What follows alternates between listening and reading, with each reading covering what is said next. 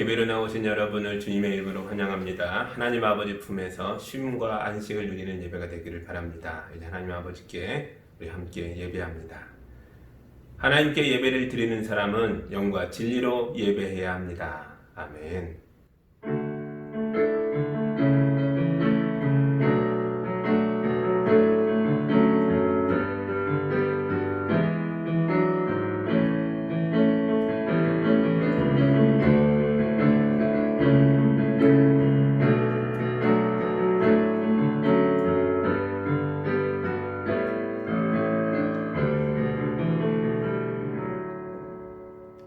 너희 모두 목마른 사람들아 어서 물로 나오너라. 돈이 없는 사람도 오너라. 너희는 와서 사서 먹되 돈도 내지 말고 값도 지불하지 말고 포도주와 젖을 사거라.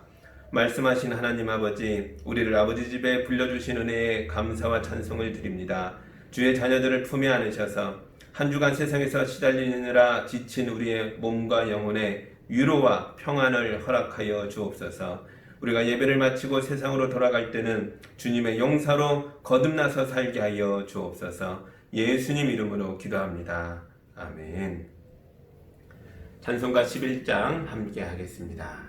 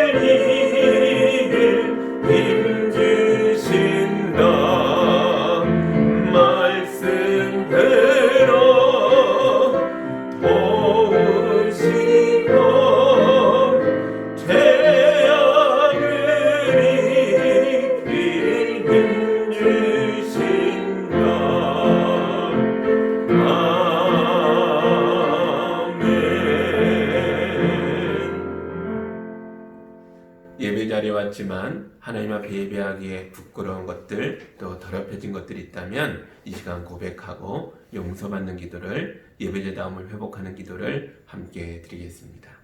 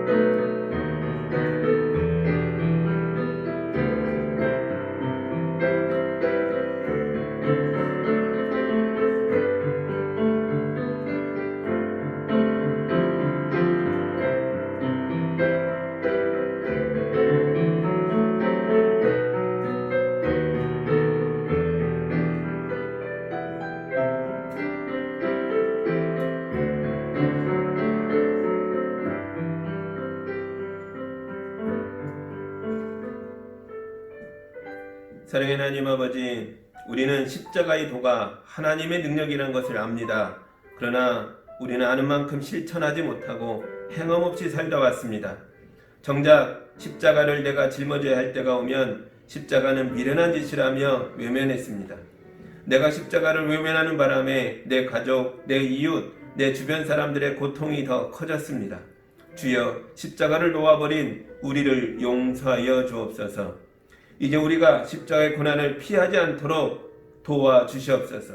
우리가 예수의 마음으로 조금 더 봉사하고 조금 더 손해보는으로써 우리의 가정과 교회와 이웃에게 화목함이 임하게 하여 주옵소서. 예수님 이름으로 기도합니다. 아멘. 이제 우리 주님의 용서와 치유와 화해의 말씀을 들으시기 바랍니다. 그때에 내가 그들에게 일치된 마음을 주고 새로운 영을 그들 속에 넣어주겠다. 내가 그들의 몸에서 돌같이 굳은 마음을 없애고 살같이 부드러운 마음을 주겠다. 그래서 그들은 나의 율례대로 생활하고 나의 규례를 지키고 그대로 실천하여 내 백성이 되고 나는 그들의 하나님이 될 것이다. 아멘. 이제 용서받은 자로서 사도신경으로 우리의 신앙을 함께 고백하겠습니다. 나는 전능하신 아버지 하나님 천지의 창조주를 믿습니다. 나는 그의 유일하신 아들 우리 주 예수 그리스도를 믿습니다. 그는 성령으로 잉태되어 동정녀 마리아에게서 나시고 본디오 빌라도에게 고난을 받아 십자가에 못 박혀 죽으시고 장사된 지 사흘 만에 죽은 자 가운데서 다시 살아나셨으며 하늘에 오르시어 전능하신 아버지 하나님 우편에 앉아 계시다가 거기로부터 살아있는 자와 죽은 자를 심판하러 오십니다. 나는 성령을 믿으며 거룩한 공교회와 성도의 교제와 죄를 용서받는 것과 몸의 부활과 영생을 믿습니다. 아멘. 찬송가 171장 함께 하겠습니다.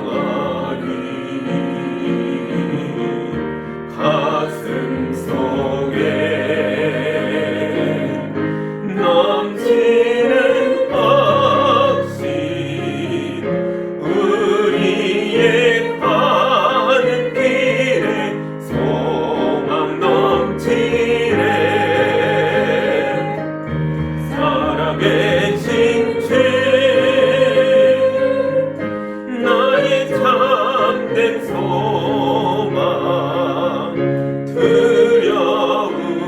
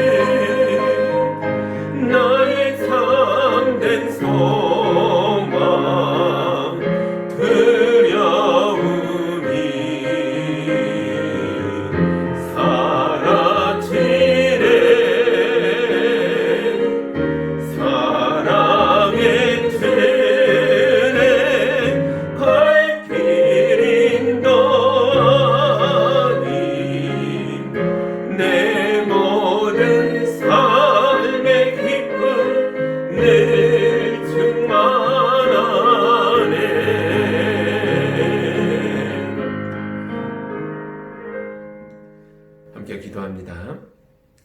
인간의 길을 인도하시는 하나님 아버지, 우리를 예배의 자리로 인도하여 주셔 감사합니다.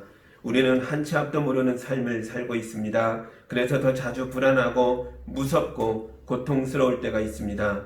영원히 변치 않는 주님의 팔로 주의 자녀들을 든든하게 안아 주시옵소서.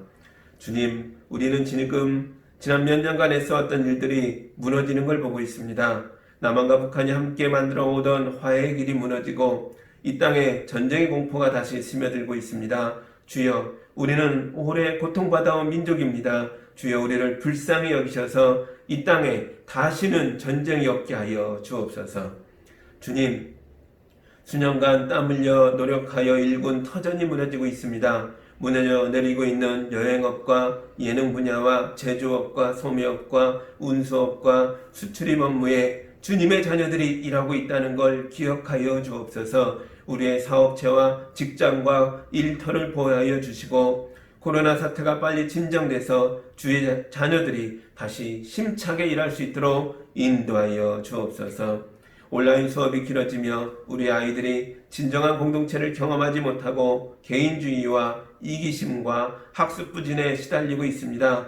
주여, 우리가 빨리 함께 모일 수 있도록 도와주셔서 우리 아이들이 가정에서부터 공동체를 경험하게 하여 주시고 교회에서 하나님의 나라를 경험하게 하여 주시고 우리 아이들을 세상을 함께 살아가는 건강한 일원들로 성장시켜 주시옵소서.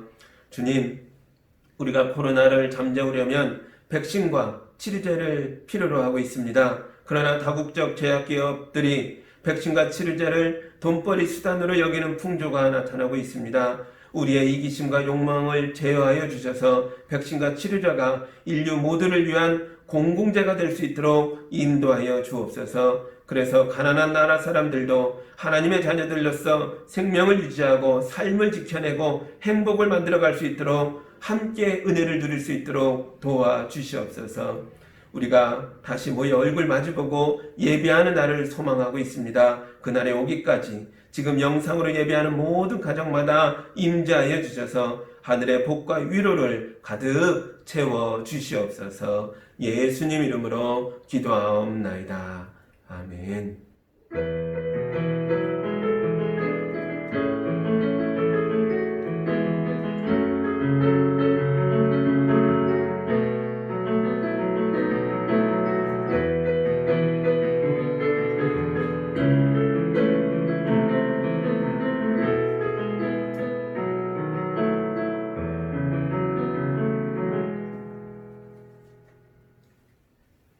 하나님의 말씀 같이 보겠습니다. 오늘 우리에게 주시는 주님의 말씀은 사도행전 24장 1절에서 14절의 말씀입니다.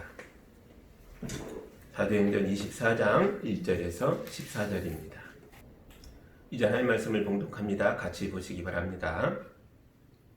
닷새 뒤에 대제사장 아나니아가 몇몇 장로와 더들로라는 변호사와 함께 내려와서 총독에게 바울을 고소하였다. 바울을 불러내니 더들로가 고발하여 말하였다. 벨릭스 총독님, 우리는 총독님의 덕분으로 크게 평안을 누리고 있습니다. 그리고 각하의 선견 지명의 덕택으로 이 나라에서는 개혁을 많이 이룰 수 있었습니다. 우리는 어떤 면으로나 또 어디에서나 이것을 인정하며 감사하여 마지 않습니다. 나는 총독님을 오래 방해하지 않겠으니 너그러우신 마음으로 우리의 고발을 잠깐 들어주시기 바랍니다. 우리가 본 바로는 이 자는 연병 같은 자요, 온 세계에 있는 모든 유대 사람에게 소란을 일으키는 자요, 나사렛 도당의 우두머리입니다. 그가 성전까지도 더럽히려고 하므로 우리는 그를 붙잡았습니다. 총독님께서 친히 그를 신문하여 보시면 우리가 그를 고발하는 이유를 다 아시게 될 것입니다. 그러자 유대 사람도 이에 합세해서 그의 말이 모두 사실이라고 주장하였다. 그때 총독이 바울에게 말하라고 머리를 끄덕이니 바울이 대답하였다. 총독님께서 여러 해 동안 이 나라의 재판장으로 계신 것을 내가 알고 있습니다. 그러므로 나는 기쁜 마음으로 내가 한 일을 변호하겠습니다.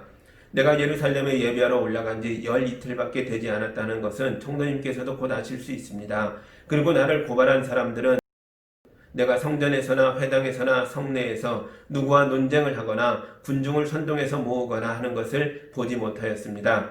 지금 그들은 내가 한 일을 들어서 고발하고 있지만 총독님께 아무 증거도 제시할 수 없습니다. 그러나 나는 총독님께 이 사실을 고백합니다. 그것은 내가 그들이 이단이라고 하는 그 도를 따라 우리 조상의 하나님을 섬기고 율법과 예언서에 기록되어 있는 모든 것을 믿는다는 사실입니다. 아멘. 잠깐 기도합니다. 주님, 바울 선교사님이 예루살렘의 재판도 끝난 지 얼마 안 됐는데 쫓기고 쫓겨 가이사랴 표지에 가서 또 총독 앞에서 새로운 재판을 받는 장면입니다. 우리 삶에도 이런 예기치 않은 일들이 많이 벌어집니다. 그러나 바울 선교사님이 담대하게 이 모든 어려움을 이겨나갔던 것처럼 주의 성도들도 오늘의 현실을 말씀을 붙들고 믿음을 가지고 미래를 내다보며 승리의 삶으로 바꿀 수 있도록 도와주옵소서. 예수님 이름으로 기도합니다. 아멘. 바울 선교사님은 예루살렘 성전에서 체포됐죠. 가난한 성도들의 후원자로 나서서 제사장들에게 예물을 바치고 제사를 돕다가 그 예식 중에 체포됩니다. 아시아에서 온 유대인들이 사람들을 선동해서 바울을 때리게 했죠. 이게 폭동이 난 줄 알고 로마 병병들이 와서 잡아가려고 하니까 정작 가해자들은 다 도망가고 없고요. 매 맞고 피 흘려 쓰러지고 있는 피해자인 바울만 잡혀가게 됩니다. 이게 얼마나 억울한 상황입니까? 그런데 하나님께서는 감옥에 있는 바울에게 오셔서 아주 놀라운 말씀을 주십니다. 용기를 내라. 너는 예루살렘에서 나를 증언한 것과 같이 로마에서도 증언하여야 한다. 아멘. 바울은 예루살렘의 감옥이 자기 인생의 마지막이라고 생각했죠. 그러나 하나님은 그 끝에서부터 새로운 일을 시작하는 분이십니다. 우리가 끝이다 할 때에 하나님은 새 일을 시작하신다는 거죠. 지금 막다른 골목에 몰려있는 분들이 계십니까? 하나님을 만나셔야 할 줄 믿습니다. 하나님이 우리에게 오시면 우리의 그 막다른 골목에서 새 길이 열리게 될 줄 믿습니다. 어제 어떤 사업가에 대한 이야기를 들었습니다. 이분이 부모님에게 부동산 사업을 물려받았는데요. 처음에는 건달들에게 형님 소리를 들으며 그 일을 잘 해나갔다 그러는 거죠. 이 부동산업에 좀 어두운 면이 있었나 봐요. 그 건달들의 도움을 받으며 해야 하는 일들이었는데 어느 날 사업체를 빼앗으려고 후배 건달이 와서 이분을 감금하고 때리고 강압해서 그 서류에 사인하게 만들었다는 거죠. 그래서 폭력에 굴복하여 사인을 하고 맙니다. 사업체를 다 잃어요. 그런데 이 건달 세계가 그렇대요. 한번 밀리면 다시는 재기할 수가 없다는 거죠. 사업체만 잃은 것이 아니라 체면을 잃었잖아요. 그러자 자기를 형님으로 따라주던 건달 동생들도 이제 별 볼 일 없네 이러면서 다 떠나갔다는 거죠. 이분이 시리에 빠져서 폐인으로 살고 있는데 그때 아내가 교회를 가게 됩니다. 그리고 아내가 은혜를 받고 와서 아주 강권해서 남편에게 폐인처럼 살고 있는 남편에게 함께 교회를 가자고 권면했던 거죠. 이분이 못 이기는 척하며 아내를 따라 교회를 다니게 됐고 꾸준히 예배에 가다 보니까 말씀으로 은혜를 받게 됩니다. 그리고 새로운 인생을 살아야겠다라고 결심하게 됐습니다. 이렇게 살면 안 되지. 하나님의 말씀이 왔으니 이제 새 삶을 살자. 그런데 수중에 가진 게 얼마 없는 거예요. 그 자기가 아는 일이 뭘까? 내가 잘하는 게 뭘까? 생각해 보니까 자기가 아는 건 부동산업입니다. 부모도 그걸 했었고 물려받은 일도 그거였어요. 그때 이분이 이런 생각을 해요. 나처럼 돈이 없는 사람들을 위해서 공간을 빌려주는 사업을 하자. 그래서 수중에 있는 돈을 다 긁어 모아서 공간을 하나 임대하고 이 공간을 이 큰 공간을 빌릴 돈이 없는 사람들에게 약간의 돈을 받고 시간대별로 나눠서 빌려주는 일을 합니다. 요즘 말로 공유 오피스 뭐 이런 거잖아요. 근데 그 당시에는 이분이 처음 시작한 거죠. 어디서 배운 게 아니라 은혜 받고 기도하다가 지혜가 생겨서 시작하게 됐다는 겁니다. 지금은 이게 대박이 나서 이분이 큰 사업체를 일구어서 전국에 체인이 100여 개가 되는 그런 사업이 됐다고 합니다. 예전에 건달들에게 형님 소리나 듣던 사람이 지금은 창업을 꿈꾸는 청년들에게 멘토가 되어서 청년들을 만나서 자기의 노하우를 전수하고 권면해주는 일을 합니다. 또 복음을 전하는 선교사로 스스로를 생각하고 있다는 거예요. 이분이 세운 체인점에 가면 은은하게 음악이 나오는데 가만히 들어보면요, 다 찬송가예요. 그리고 주말에는 이 공간들에서 예배가 드려진다고 합니다. 모든 공간이 그러진 않지만 전국의 여러 공간들에서 많은 사람들이 공유하는 공간이 주말에는 예배하는 곳으로 바뀐다는 거죠. 그러니까 공간이 새로운 선교지로 탈바꿈한 겁니다. 하나님은 미래를 보게 하십니다. 하나님이 주시는 내일은 소망이 있는 미래입니다. 그래서 내일의 소망을 가진 사람들은 절대로 오늘의 고통에 굴복하지 않게 됩니다. 내일의 소망을 가지고 있으니까 오늘이 아무리 힘들어도 이 일은 그 내일로 나아가는 과정이라고 믿게 되는 거죠. 아름다운 미래가 갑자기 오는 건 아니죠. 모든 일에는 반드시 거쳐야 하는 과정이 있습니다. 바울 선교사님에게도 많은 일들이 일어나죠. 너를 예루살렘에서만이 아니라 로마에 가서도 복음을 전하는 자리에 세우겠다 했지만 그것이 단숨에 이루어지는 게 아닙니다. 한 번에 이루어지는 게 아니라 어떤 일들이 벌어지는데 유대인 법정에서 억울한 일을 당하고 또 바울을 죽이기 전에는 먹지도 마시지도 않겠다 맹세한 40명의 암살자들이 등장하는 것도 겪게 되는 거죠. 만약 바울이 예루살렘이 내 인생의 마지막 종착지다라고 생각했다면 암살자들에게 순순히 죽어줬을 거예요. 그러나 이제는 그렇게 쉽게 죽어줄 생각이 없습니다. 왜냐하면 나는 하나님의 말씀대로 로마에 가야겠다. 로마로 향해서 새로운 내일을 꿈꾸게 됐거든요.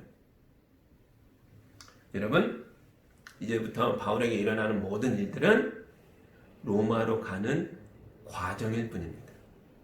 이제부터 우리 인생에 벌어지는 모든 일들은 하나님이 주시는 소망을 성취하기 위한 과정일 뿐입니다. 바울은 산헤드린 법정에서 대제사장이 협박을 해도 조금도 기가 죽지 않고 당당했습니다. 40명의 암살자들이 있다는 이야기를 들었는데도 그는 쫄지 않고 무서워하지 않습니다. 오히려 천부장이 더 쩔쩔매면서 바울을 가이사랴 총독에게 보내죠. 그러면서 보병 200명, 창병 200명, 기병 70명, 무려 470명이나 되는 경호부대를 편성해서 바울을 VIP로 모시고 가게 합니다. 이게 하나님이 하시는 일이죠. 오늘 읽은 말씀에서는 가이사랴 법정에서 벨리스 총독에게 재판을 받는 장면입니다. 여기서도 대단히 험난한 일들이 기다리고 있는데요. 바울은 담대하게 재판에 임합니다. 이것 또한 로마로 가는 과정일 뿐이니까요. 하나님 주신 약속이 성취되는 과정이기에 다가오는 모든 일들을 받아들이고 이겨나갈 수 있었습니다. 1절 보시죠. 닷새 뒤에 대제사장 아나니아가 몇몇 장로와 더들로라는 변호사와 함께 내려와서 총독에게 바울을 고소하였다. 예루살렘에서 바울의 고소인들이 왔습니다. 그런데 이 사람들이 아주 단단히 준비해 왔다는 걸 알 수 있어요. 첫째, 산헤드린의 장로들이 왔는데 이들의 대표가 놀랍게도 대제사장 아나니아입니다. 성전에 있어야 할 사람이, 성전을 지키고 있어야 할 대제사장이 바울을 고발하는 일에 직접 나선 거예요. 그래서 가이사랴까지 쫓아왔어요. 대단하죠? 대제사장 아나니아는 산헤드린 법정에서 바울과 말다툼을 벌인 적이 있습니다. 그래서 자기가 받은 모욕감에 대한 개인적인 복수심이 남아있을 수 있겠죠.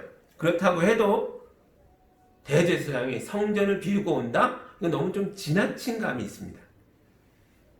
여기서 잠깐 과거의 말다툼 상황을 기억해 보시겠습니다. 기억나시죠? 예루살렘의 산헤드린 법정에서 바울이 진술을 시작하자마자 아직 별말 안 했는데 제사장이 그럽니다. 저놈의 입을 쳐라. 그때 바울이 말하죠. 회칠한 벽이요. 하나님께서 당신을 치실 것이요. 어찌 율법을 판단하는 사람이 재판도 하지 않고 사람을 치라고 명령한다는 말이요. 이때 아나니아는 바울의 말에 심한 모욕감을 느꼈던 것 같습니다. 나중에 바울이 대제사장인 줄 모르고 그랬다라고 사과를 합니다. 그러나 이미 마음의 상처를 받은 다음이라 전혀 용서가 안 되는 거죠. 복수심만 커졌습니다. 그런데 바울의 말이 예언이었는지 정말 대제사장 아나니아는 나중에 아주 비참한 최후를 맞게 됩니다. 우리 성경에 나오진 않지만 몇 년 후에 예루살렘에 큰 폭동이 일어나게 됩니다. 이 일로 예루살렘이 다 망하게 되는데 그때 폭동을 일으킨 유대인들이 제일 먼저 한 일 중에 하나가 대제사장 아나니아를 잡아다가 길거리에서 때려 죽게 하는 일이었습니다. 하나님이 너를 치실 것이다. 바울은 정말 그걸 알고 말한 건 아니었는데도 그 말이 이루어졌다는 거죠. 둘째, 고소인들이 더들로라는 변호사와 함께 옵니다. 더들로는 로마법과 유대법에 익숙하고 재판의 경험이 많은 전문가입니다. 이런 사람을 고용하려면 돈을 많이 내야 하겠죠. 지금 이 사람들은 자기가 할 수 있는 일들은 모두 다 동원해서 이 재판에 임하고 있는 겁니다. 단단히 준비하고 왔죠. 세 번째, 이 사람들이 바로 오지 않고 며칠 후에 왔습니까? 닷새 후에 왔다라고 나옵니다. 왜 이렇게 늦었을까요? 당장 쫓아오질 않고 무려 5일의 시간을 보냅니다. 그만큼 바울의 유죄를 증명하려고 탄탄하게 논리를 만들고 준비할 시간이 필요했던 거죠. 그들이 머리를 맞대고 의논한 거예요. 바울을 이런 말로 고소하자. 그래야 총독을 설득할 수 있다. 단단히 준비하는 거죠. 이들이 준비한 고소장의 핵심 내용이 5절과 6절에 나와 있습니다. 함께 보시죠. 우리가 본 바로는 이 자는 연병 같은 자요. 온 세계에 있는 모든 유대 사람에게 소란을 일으키는 자요. 나사렛 도당의 우두머리입니다. 그가 성전까지도 더럽히려고 하므로 우리는 그를 붙잡았습니다. 여기 세 개의 범죄 사실을 지적하고 있는데요. 첫째, 바울이 온 세계의 모든 유대 사람을 선동해서 로마에 대항하게 만들었다는 주장입니다. 이게 유죄로 판결나면 처형당해야 됩니다. 반역죄니까요. 두 번째, 세 번째도 다 반역죄에 해당되는 겁니다.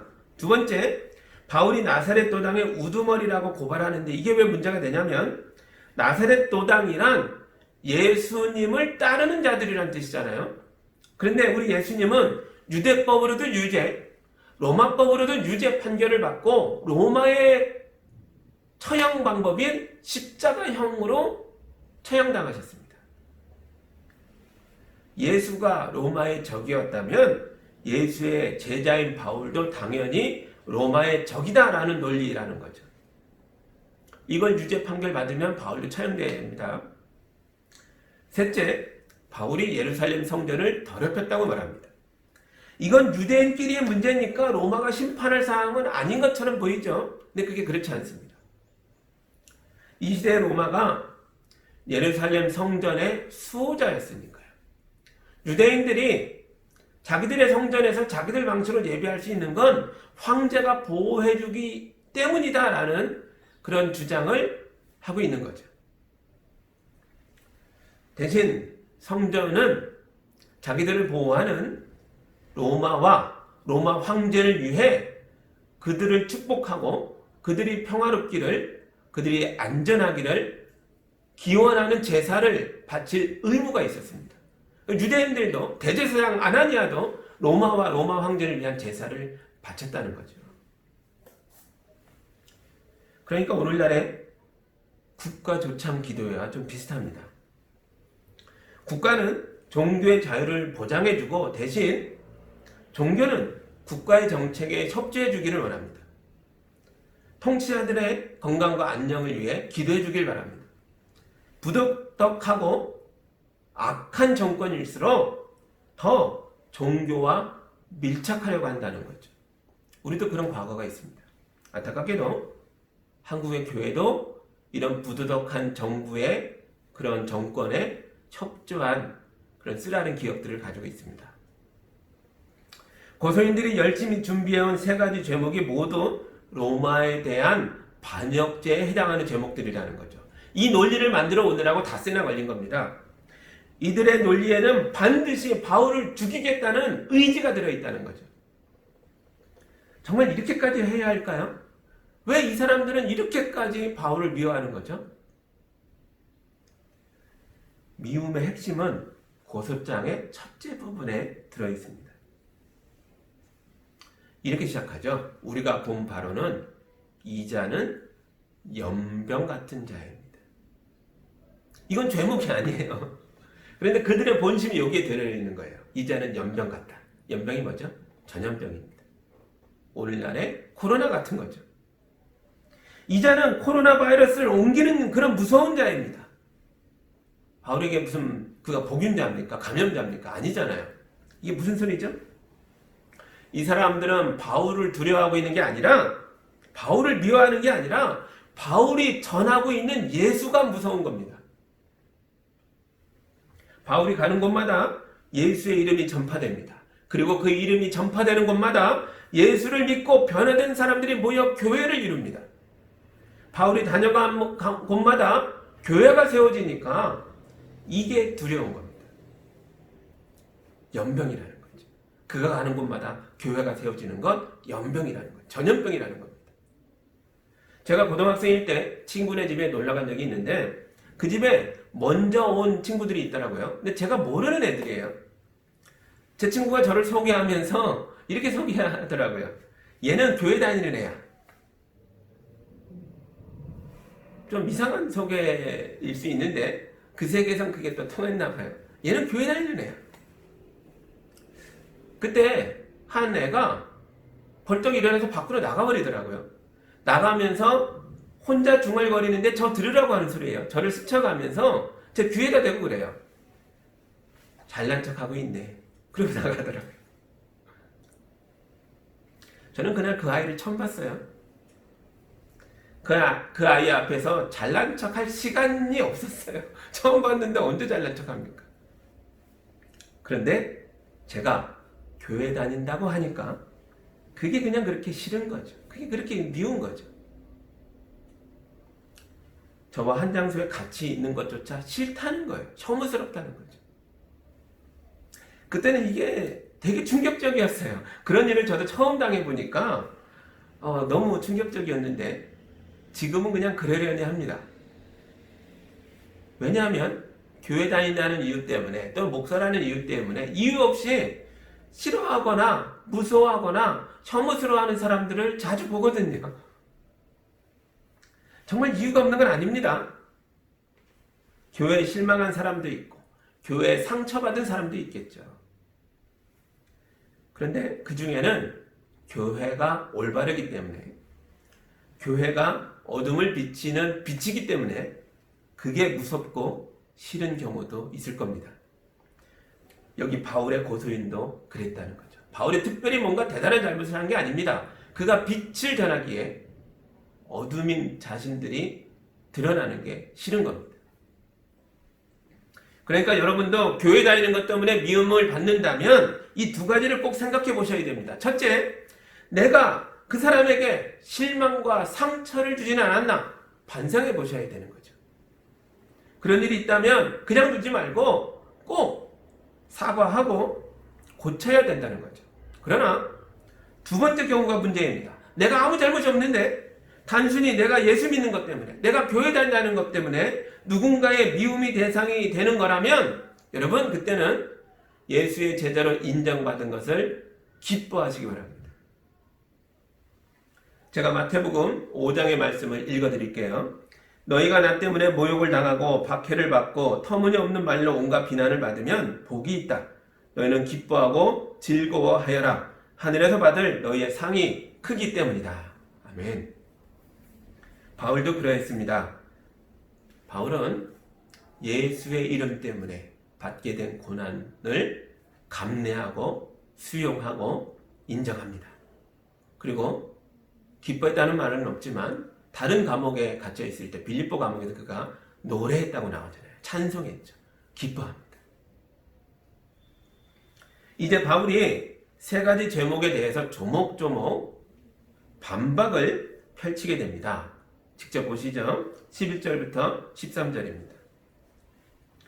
내가 예루살렘에 예배하러 올라간 지 열 이틀밖에 되지 않았다는 것은 총독님께서도 곧 아실 수 있습니다. 그리고 나를 고발한 사람들은 내가 성전에서나 회당에서나 성내에서 누구와 논쟁을 하거나 군중을 선동해서 모으거나 하는 것을 보지 못하였습니다. 지금 그들은 내가 한 일을 들어서 고발하고 있지만 총독님께 아무 증거도 제시할 수 없습니다. 아멘. 첫째, 나는 성전을 더럽힌 적 없습니다. 내가 예루살렘에 온 게 열 이틀밖에 안 됐는데 그 사이에 성전을 더럽혔다니 말이 안 됩니다. 이렇게 반론을 펼치죠. 둘째, 나는 사람들을 선동한 적이 없습니다. 내가 그런 적이 없으므로 저 사람들이 반역에 대한 증거를 하나도 내놓지 못하고 있지 않습니까?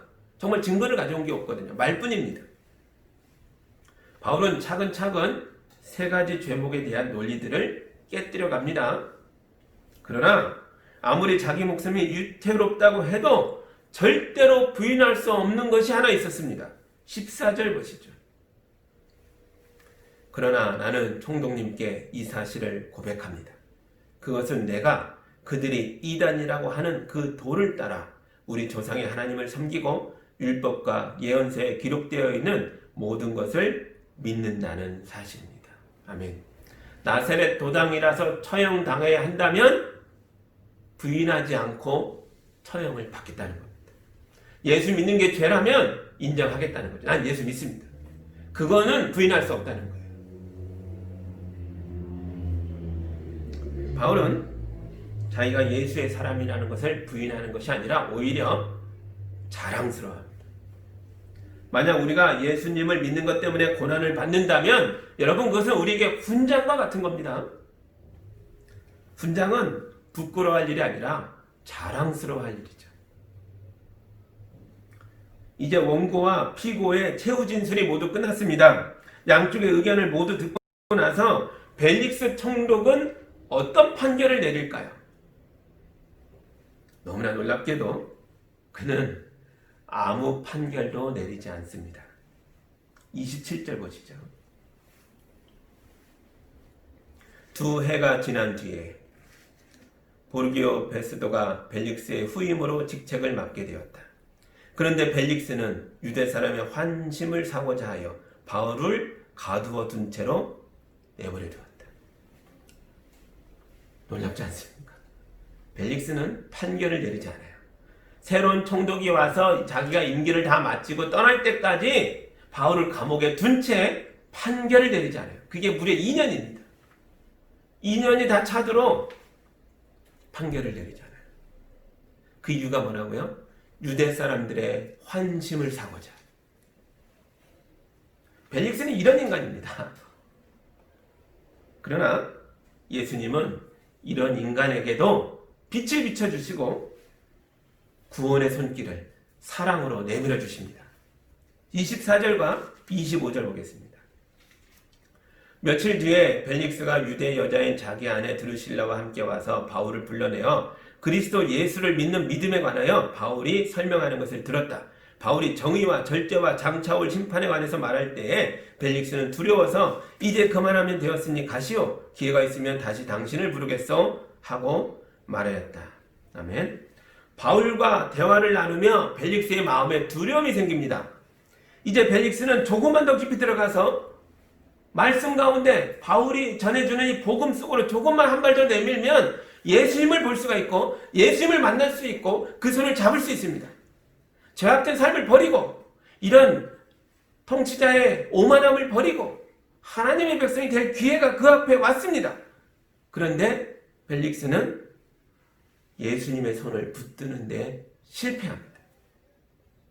26절입니다. 동시에 그는 바울에게서 돈을 받을까 하고 은근히 바랐다. 그래서 그는 바울을 자주 불러내어 이야기를 나누었다. 로마와 유대 역사가들의 자료에 의하면 벨릭스는 부정부패가 심한 사람이었습니다. 돈을 너무 많이 해요. 뇌물을 받고 정당한 판결을 바꾸는 일이 너무 많아서 원성이 자자했다라는 기록이 남아 있습니다. 바울은 이런 벨릭스 총독에게도 최선을 다해 복음을 전했다는 거죠. 그러나 돈을 바라는 욕심이 너무 커서 그는 생명의 말씀을 받아들일 수가 없었습니다. 결국 욕심 가운데 그의 인생이 멸망으로 끝나고 말죠. 여기서 우리는 죄수였지만 한없이 자유로웠던 바울을 주목해 봐야 합니다. 누가 봐도 벨릭스 총독이 바울보다 훨씬 더 많은 돈과 자유와 권력을 가지고 있습니다. 그러나 벨릭스는 바울을 두려워했습니다. 바울 안에 있는 참된 생명, 참된 자유, 참된 빛에 그가 끌렸습니다. 그래서 감옥으로 자주 찾아와서 바울의 말을 들었던 거죠. 우리도 그렇습니다.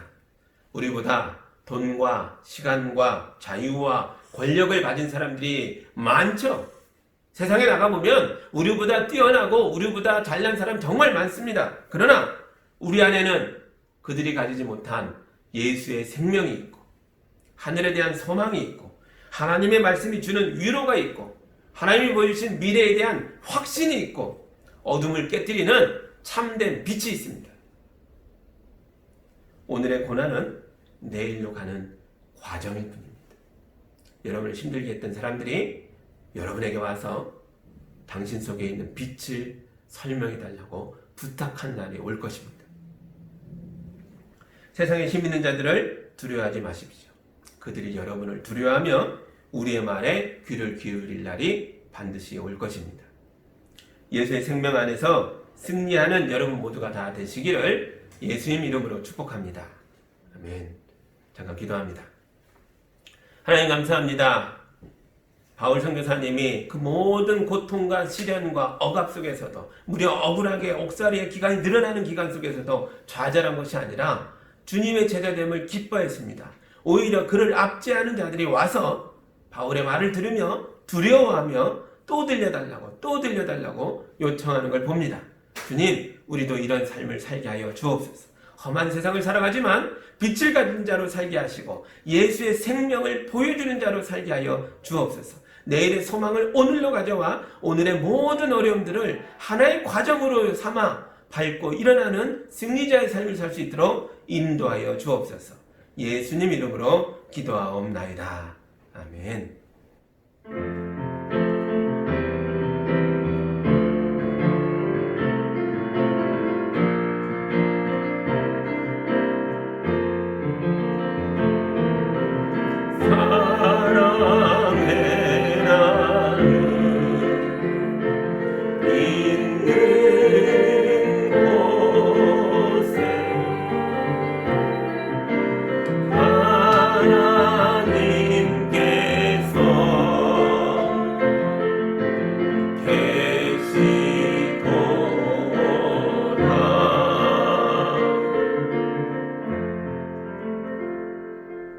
사랑하는 하나님 아버지, 주의 성도들이 하나님의 것이라고 믿음으로 구별하여 귀한 예물을 올려드립니다.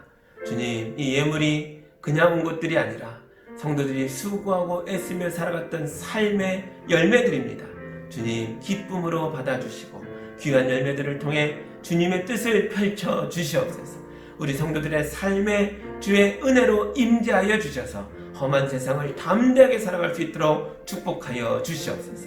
하늘 모든 일들이 풍성함으로 바뀔 수 있도록 가정과 이웃을 섬기며 살 수 있는 능력이 될 수 있도록 도와주시옵소서. 예수님 이름으로 기도하옵나이다. 아멘.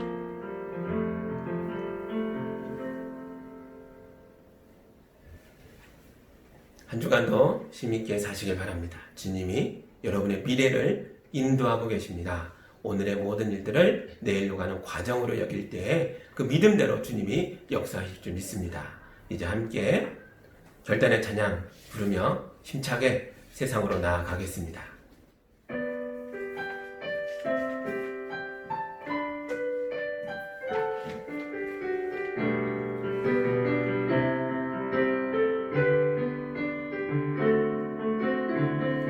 이 땅에 내 삶이 비록 버겁더라도 주님의 선하심 나 믿으며 가리. 이 작은 작통에 주가 이뤄가시니 감사로 사는 삶 다 살기 원하네. 내 삶의 시간 속에 주일하시네. 내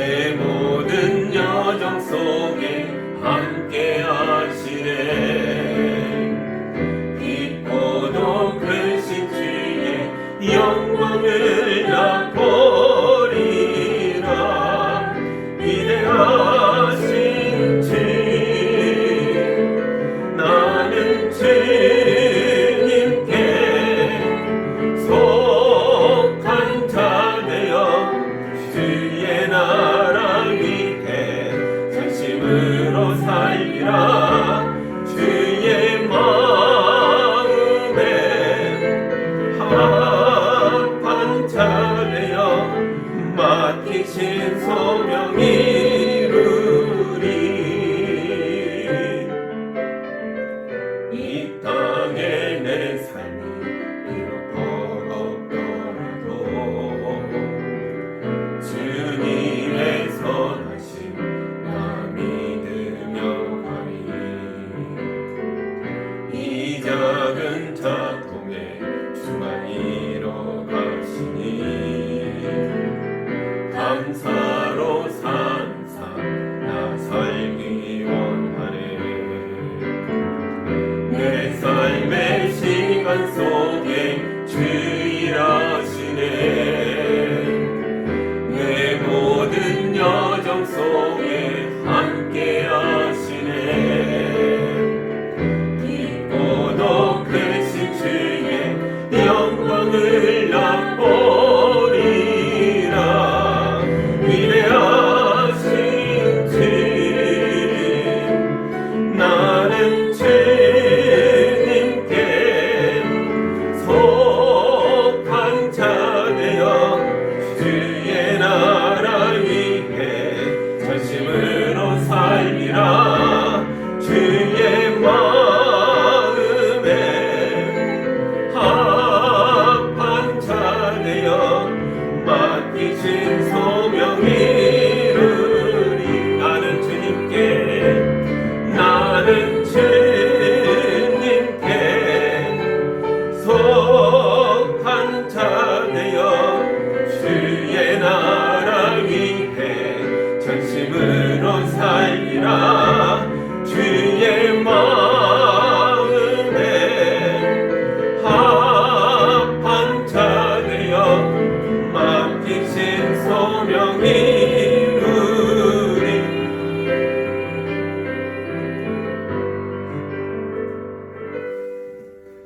이제는 어둠으로 가득한 이 땅에 참된 빛으로 오신 예수 그리스도의 은혜와 하나님 아버지의 크신 사랑하심과 성령님의 인도하심과 보호하심과 교통하심이 주님의 빛을 받은 자로 담대하게 현실을 이기고 미래로 나아가는 성도들 위에, 그들의 가정과 일터 위에 이제로부터 영까지 함께하기를 간절히 축원하옵나이다.